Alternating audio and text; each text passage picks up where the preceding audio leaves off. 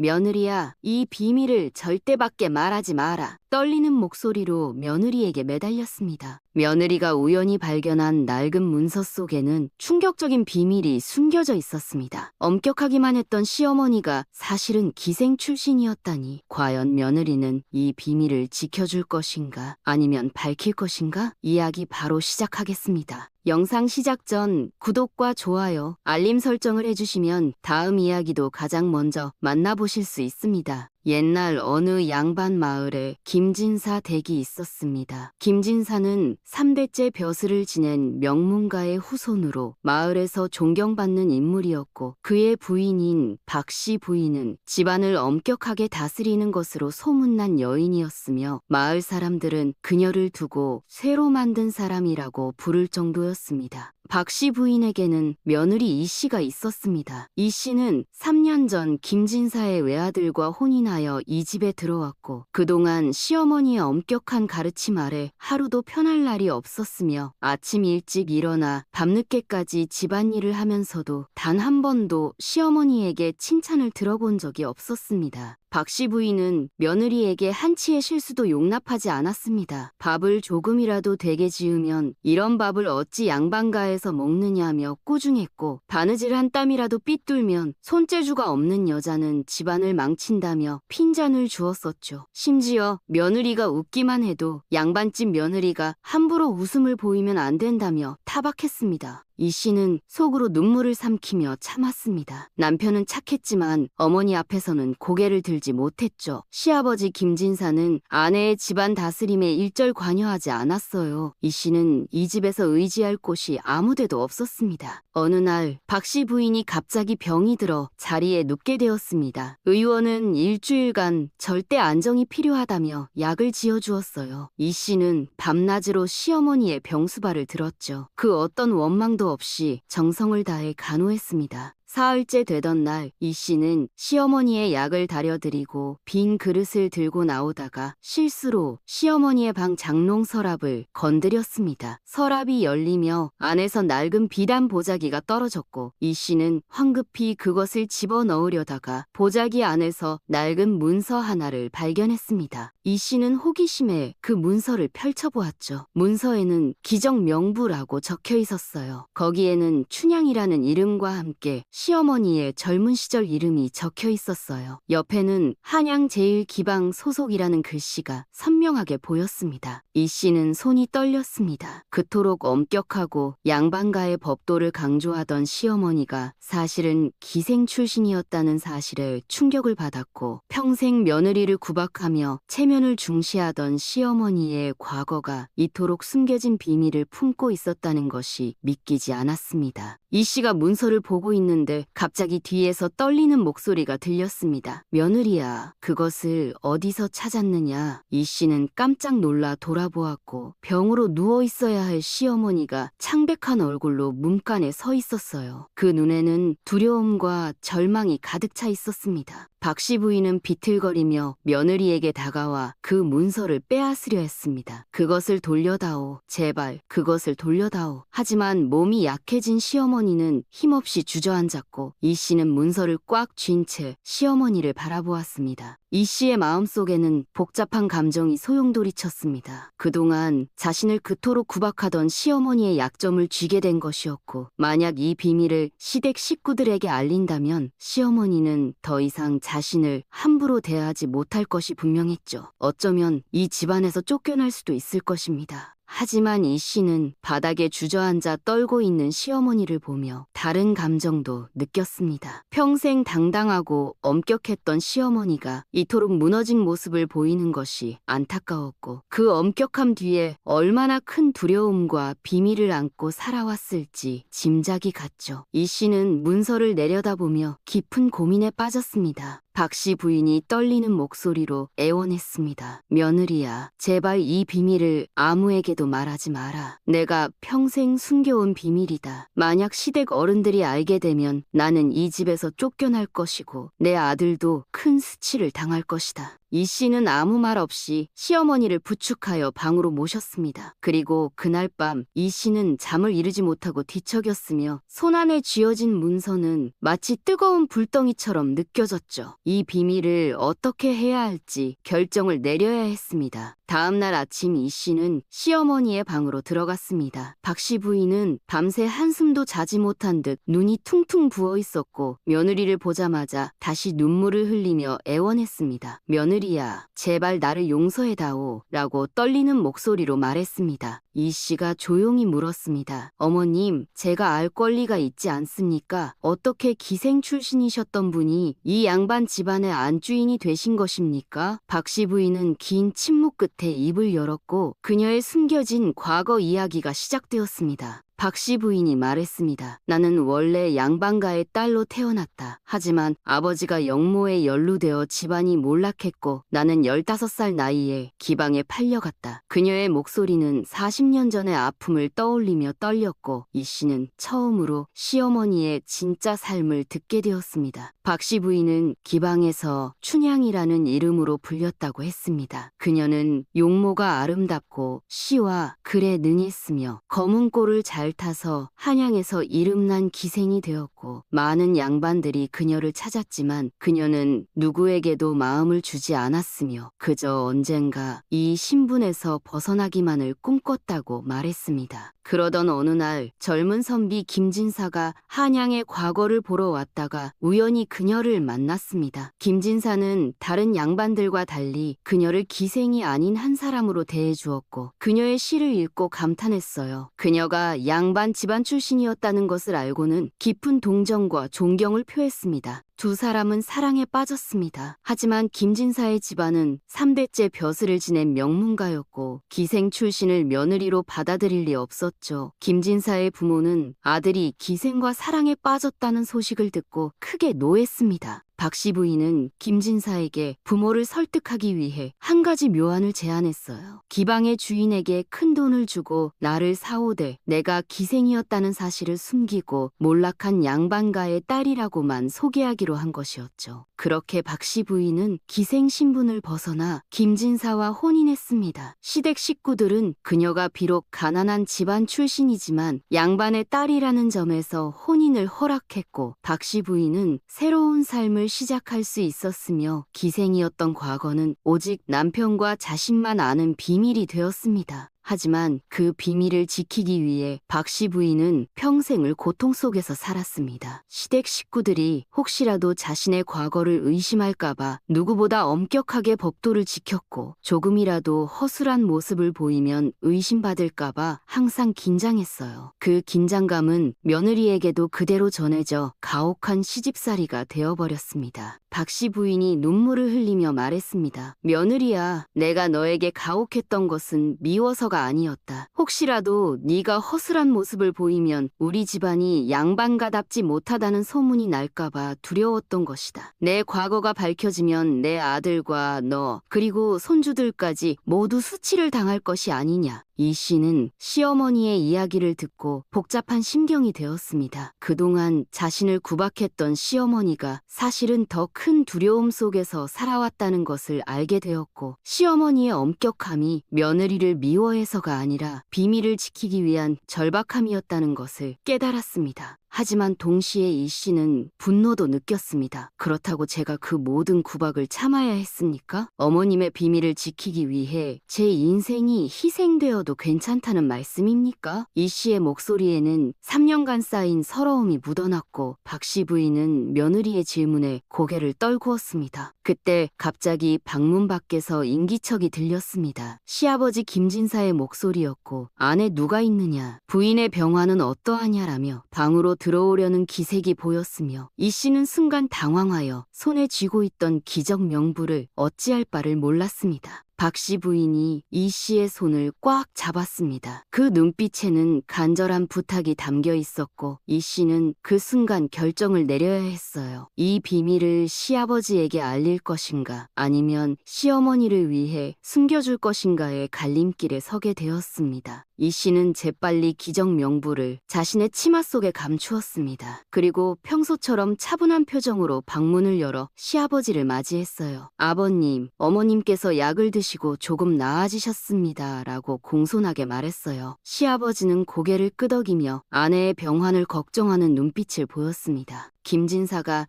아내에게 다가가 손을 잡으며 물었습니다. 부인, 몸은 좀 어떠하시오? 의원이 일주일은 쉬어야 한다고 했으니 무리하지 마시오. 박씨 부인은 남편을 바라보며 눈물을 글썽였고 40년을 함께 살아온 남편 앞에서 자신의 비밀이 지켜졌다는 안도감에 목이 메었어요. 며느리에게 감사의 눈빛을 보냈습니다. 시아버지가 방을 나간 후 박씨 부인은 며느리 앞에 무릎을 꿇으려 했습니다. 며느리야, 나를 살려주어 고맙다. 이 은혜를 평생 잊지 않겠다. 하지만 이 씨는 시어머니를 붙들어 세우며 말했습니다. 어머님, 저는 아직 결정을 내린 것이 아닙니다. 이 씨의 말에 박씨 부인의 얼굴이 다시 창백해졌습니다. 이 씨는 차분하게 말을 이었고 어머님, 저는 3년 동안 이 집에서 하루도 편한 날이 없었습니다. 어머님께서 저를 구박하신 이유를 이제는 알겠습니다만 그렇다고 제가 당한 고통이 사라지는 것은 아닙니다. 이 씨가 계속해서 말했습니다. 저도 생각할 시간이 필요합니다. 어머님의 비밀을 지켜드릴지 아니면 진실을 밝힐지 저 스스로 결정하고 싶습니다. 박씨 부인은 며느리의 말에 고개를 끄덕일 수밖에 없었고 자신의 운명이 며느리의 손에 달렸다는 사실을 받아들여야 했습니다. 그날부터 이 씨는 평소처럼 집안일을 하며 지냈습니다. 하지만 치마 속에 숨겨둔 기적 명부는 항상 그녀의 마음을 무겁게 만들었고 밤마다 이 씨는 이 비밀을 어떻게 해야 할지 고민에 빠졌어요. 시어머니는 며느리의 눈치를 살피며 불안한 나날을 보냈습니다. 며칠 후 집안에 큰 손님이 찾아왔습니다. 김진사의 형님 되시는 큰댁 어른과 그 부인이 마을에 내려오셨다는 소식이었고 이들은 벼슬이 높은 양반으로 집안에서 가장 권위 있는 어른들이었죠. 박씨 부인은 이들 앞에서 특히나 더 긴장하며 법도를 지켜야 했습니다. 큰댁 마님은 평소 박씨 부인에게 까다롭기로 유명했습니다. 그녀는 박씨 부인이 몰락한 양반 집안 출신이라는 것을 늘 은근히 무시했고 역시 집안이 변변찮은 곳에서 자라면 법도를 제대로 모른다며 핀잔을 주기 일쑤였으며 박씨 부인은 이런 핀잔을 들을 때마다 자신의 비밀이 들킬까봐 더욱 조심했습니다. 큰댁 마님이 찾아온 날 이 씨는 시어머니가 평소보다 더 떨고 있는 것을 느꼈습니다. 박씨 부인은 큰댁 어른들을 맞이하며 손이 떨렸고 차를 따르다가 실수로 찻잔을 쏟을 뻔했죠. 큰댁 마님은 이를 보고 아니 동석께서 오늘 왜 이리 실수가 많으신가? 라며 의아한 눈빛을 보냈습니다. 이 씨는 그 순간 시어머니의 불안을 이해할 수 있었습니다. 시어머니는 평생 이런 불안과 두려움 속에서 살아왔고 한 번의 실수라도 하면 의심받을까봐 늘 긴장하며 지냈어요. 그 긴장이 며느리에게도 엄격함으로 나타났던 것입니다. 식사 자리에서 큰댁 마님이 이 씨에게 물었습니다. 자네 시어머니께서는 참 법도를 잘 지키시는 분이야. 아마도 어려서부터 양반가의 교육을 잘 받으셨겠지. 그런데 자네 시어머니의 친정은 어디였던가? 이 질문에 자리가 조용해졌고 박씨 부인의 얼굴은 더욱 창백해졌죠. 이 씨는 모든 시선이 자신에게 쏠리는 것을 느꼈습니다. 이 씨는 그 순간 선택의 기로에 섰습니다. 지금 시어머니의 친정이 어디인지 정확히 모른다고 말하면 의심을 살 것이고 치마 속 기적 명부를 꺼내 진실을 밝히면 시어머니는 이 집안에서 쫓겨날 것이었죠. 이 씨는 떨리는 마음으로 입을 열었습니다. 이 씨가 차분하게 대답했습니다. 큰댁 마님, 어머님의 친정은 경상도 양반 집안으로 들었습니다. 집안이 몰락하여 지금은 연락이 끊겼다고 하셨습니다. 이 씨의 대답은 시어머니가 평소 말하던 내용 그대로였죠. 큰댁 마님은 고개를 끄덕이며 더 이상 캐묻지 않았으며 박씨 부인은 며느리를 바라보며 눈물을 참았습니다. 큰댁 어른들이 떠난 후 박씨 부인은 며느리의 방으로 찾아왔습니다. 그녀는 며느리 앞에 깊이 절하며 말했고, 며느리야, 두 번째로 나를 살려주었구나. 이 은혜를 무엇으로 갚아야 할지 모르겠다며 눈물을 흘렸으며 이 씨는 조용히 시어머니를 일으켜 세웠습니다. 이 씨가 말했습니다. 어머님, 저는 아직도 결정을 내리지 못했습니다. 하지만 오늘 어머님께서 큰댁 마님 앞에서 얼마나 두려워하셨는지 보았습니다. 어머님께서 평생 이런 두려움 속에서 사셨다는 것을 이제는 이해합니다. 박씨 부인은 며느리의 말을 듣고 더욱 눈물을 흘렸고 두 사람 사이에는 미묘한 이해의 끈이 생기기 시작했습니다. 그날 밤 이 씨는 남편에게 모든 것을 털어놓기로 결심했습니다. 남편은 아내의 이야기를 듣고 크게 놀랐지만 이내 깊은 한숨을 내쉬었죠. 사실 나도 어머니께서 무언가 큰 비밀을 품고 계신다는 것을 어렴풋이 느끼고 있었소 라며 고백했어요. 어려서부터 어머니가 유난히 체면을 중시하고 긴장하며 사셨던 이유를 이제야 알 것 같다고 말했습니다. 남편이 아내의 손을 잡으며 물었습니다. 여보, 당신은 이제 어찌할 작정이오? 어머니의 비밀을 밝힐 것이오? 아니면 영원히 묻어둘 것이오? 이 씨는 치마 속에서 기적 명부를 꺼내 남편에게 보여주었죠. 저도 아직 결정하지 못했습니다. 하지만 이 문서를 보면 볼수록 제 마음이 복잡해집니다. 라고 솔직하게 말했습니다. 이 씨는 남편에게 자신의 마음을 털어놓았습니다. 서방님, 저는 3년 동안 어머님께 너무나 많은 구박을 받았습니다. 하루도 편한 날이 없었고 제가 무엇을 해도 인정받지 못했어요. 때로는 이 집을 떠나고 싶다는 생각까지 했습니다. 이 씨의 목소리는 떨렸습니다. 하지만 어머님의 과거를 알고 나니 이상하게도 복수하고 싶은 마음이 들지 않습니다. 오히려 어머님께서 얼마나 힘든 삶을 사셨을까 하는 생각이 듭니다. 기생 출신이라는 비밀을 안고 평생 양반과 안주인으로 살아가신다는 것이 얼마나 두렵고 외로웠을까요? 남편은 아내의 말을 듣고 눈물을 흘렸습니다. 당신은 정말 마음씨가 고운 사람이요. 나였다면 그토록 너그럽지 못했을 것이요.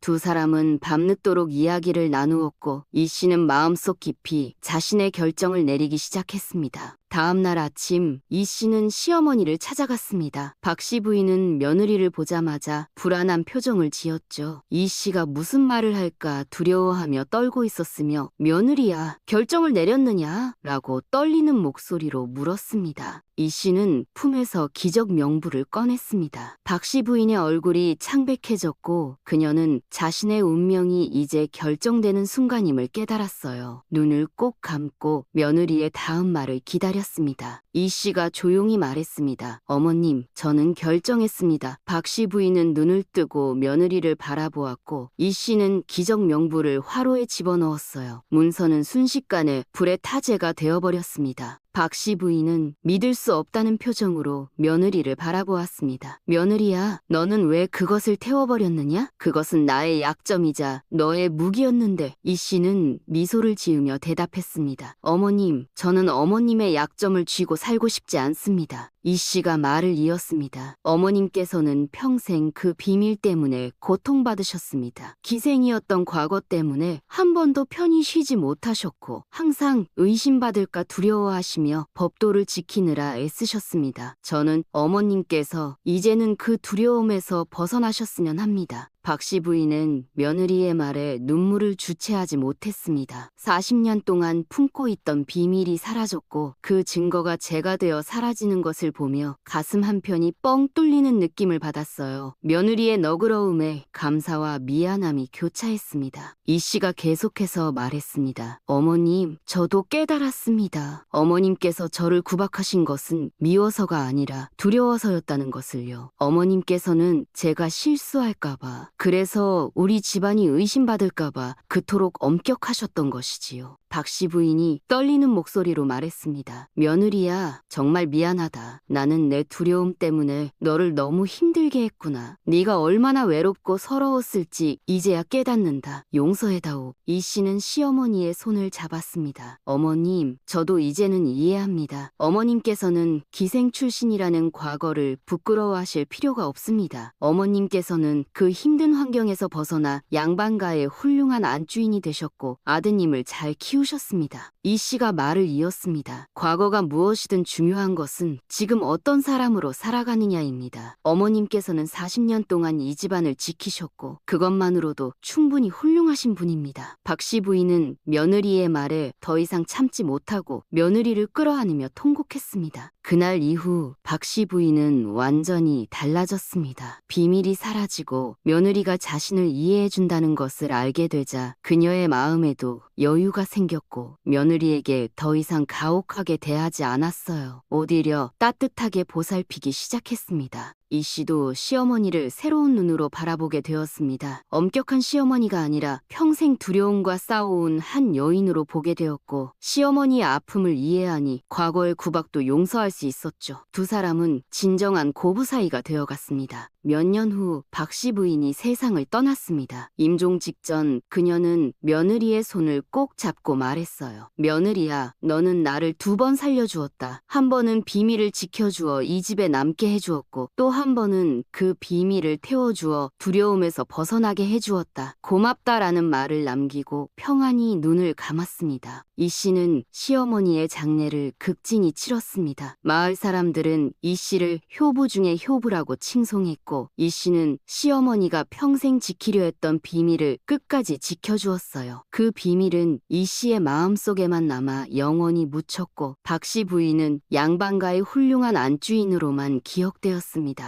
세월이 흘러 이 씨도 며느리를 맞이하게 되었습니다. 이 씨는 며느리에게 자신의 시어머니처럼 엄격하게 대하지 않았고 오히려 따뜻하게 보살폈죠. 사람은 누구나 과거를 가지고 있고 그 과거를 이해하고 용서하는 것이 진정한 가족이라는 것을 깨달았기 때문입니다. 그렇게 이 씨의 가문은 대대손손 서로를 이해하고 존중하는 아름다운 가문으로 이어졌다고 합니다. 여러분, 오늘 이야기는 여기까지입니다. 사람의 과거가 무엇이든 중요한 것은 지금 어떻게 살아가느냐입니다. 진정한 용서는 상대의 약점을 쥐고 있는 것이 아니라 그 약점을 태워버리고 이해하는 것입니다. 다음에도 더 감동적인 옛날 이야기로 찾아뵙겠습니다. 여러분, 오늘도 좋은 하루 보내세요.